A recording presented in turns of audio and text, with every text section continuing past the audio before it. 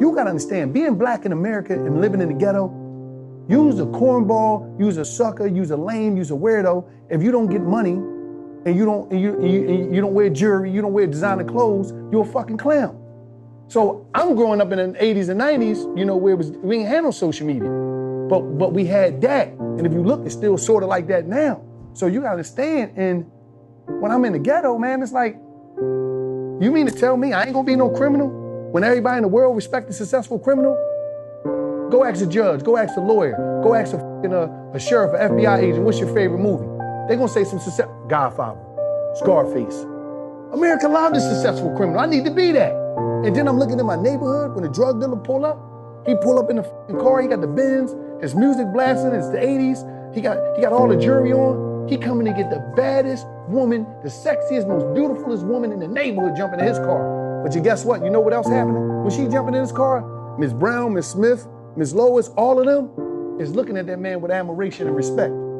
They ain't looking at me. Only time they talk to me is when they need me to go get them a pack of cigarettes from the store. I said, oh. So I'm sitting there and I'm looking at this whole movie take place in the ghetto of, oh shit.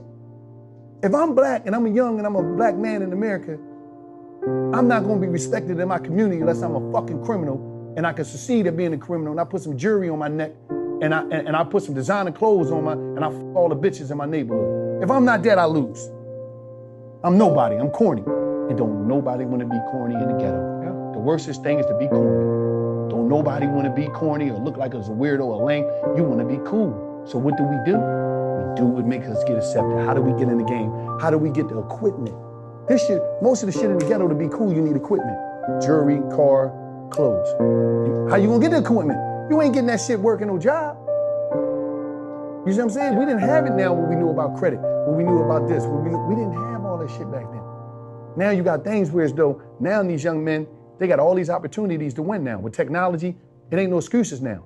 You got so many ways to get job, employment, start a business. We didn't have that. We didn't know that. Now it's like, they got the world in their hand. They got a satellite in their hand with the phone, you know?